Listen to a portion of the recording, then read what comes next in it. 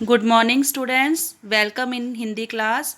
आज की इस वीडियो में हम पाठ संज्ञा पढ़ेंगे।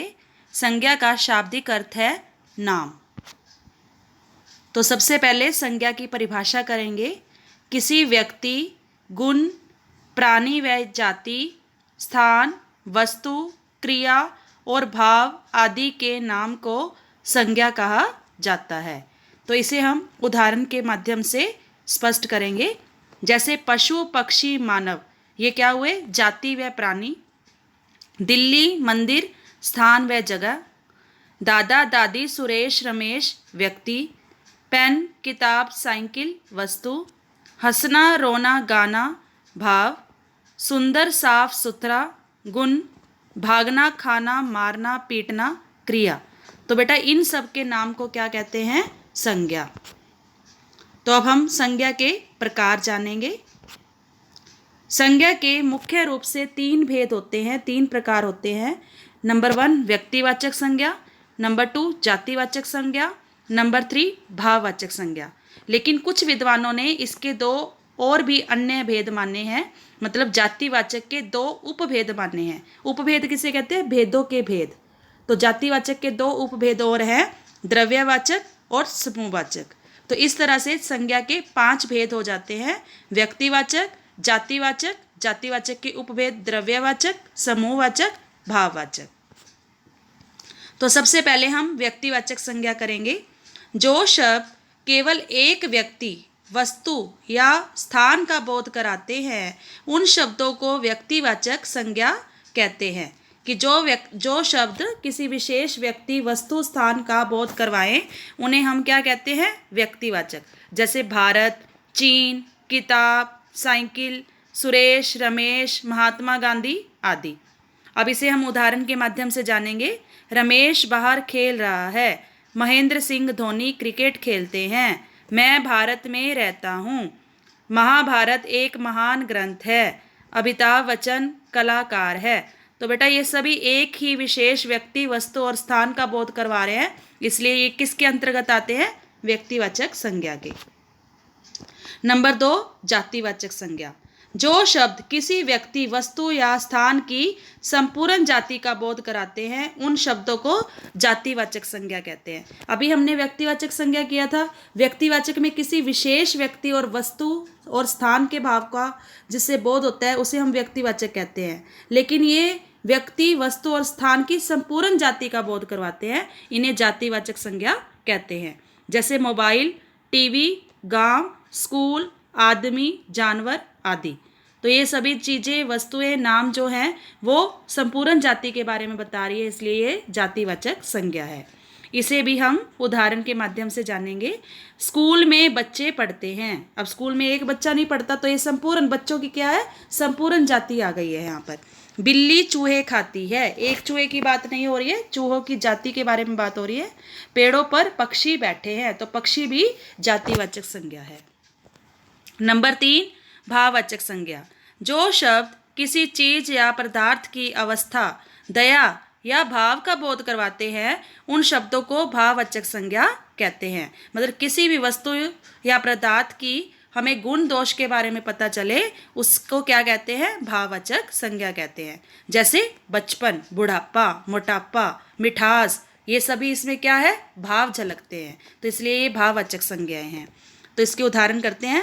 ज़्यादा दौड़ने से मुझे थकान हो जाती है। तो थकान में क्या है? भाववाचक संज्ञा है।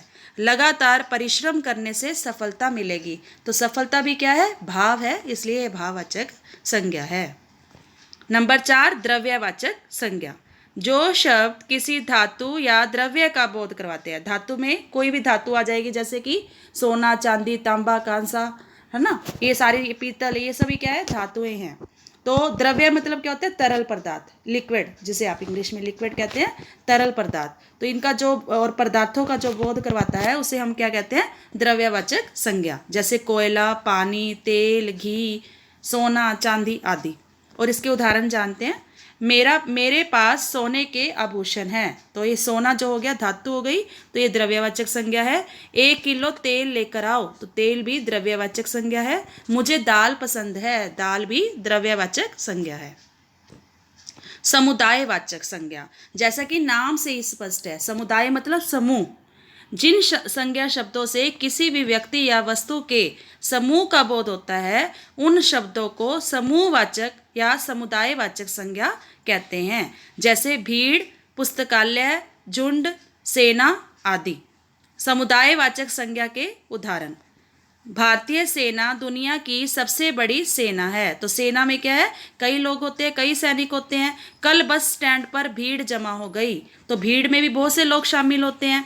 मेरे परिवार में 4 सदस्य है, तो परिवार भी कई सदस्यों से मिलकर बनता है, इसलिए क्या है, ये सभी क्या है, समुदायवाचक मतलब समूहवाचक संज्ञा। अब बेटा हम जानेंगे व्यक्तिवाचक संज्ञा का प्रयोग जातिवाचक संज्ञा के रूप में।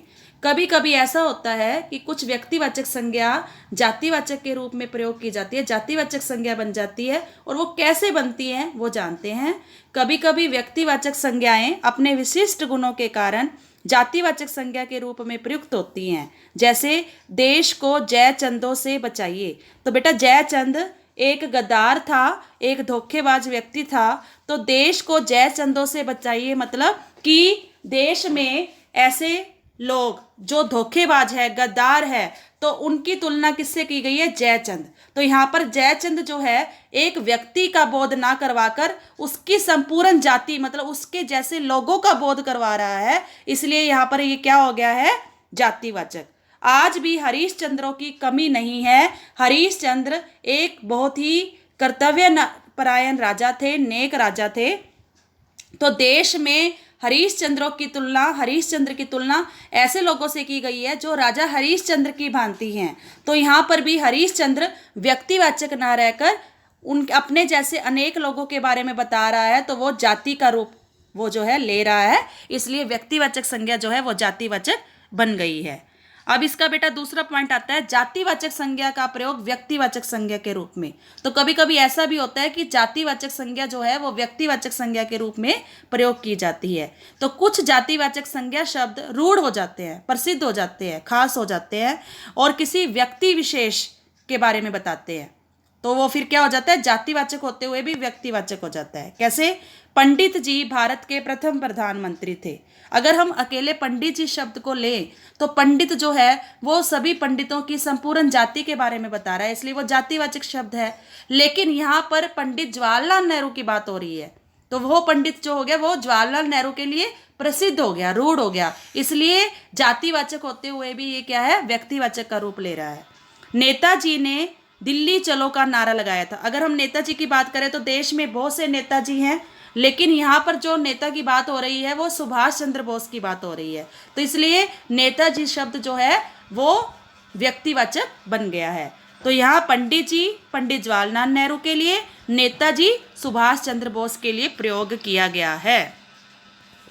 तो बेटा भाववाचक संज्ञाएं किस प्रकार बनती हैं वो जानेंगे। तो भाववाचक संज्ञाएं जातिवाचक संज्ञा, सर्वनाम, विशेषण, क्रिया और अवयव से बनाई जाती है। तो अभी हम देखेंगे कैसे बनाई जाती है। तो पहले हम जातिवाचक संज्ञा का भाववाचक रूप जानेंगे। मित्र, मित्रता, बच्चा, बचपन, पशु, पशुता, देव, देवतव, नारी, नारीतव, बाल, बालपन, ब्राह्मण, ब्राह्मणतव, मनुष्य, मनुष्यता।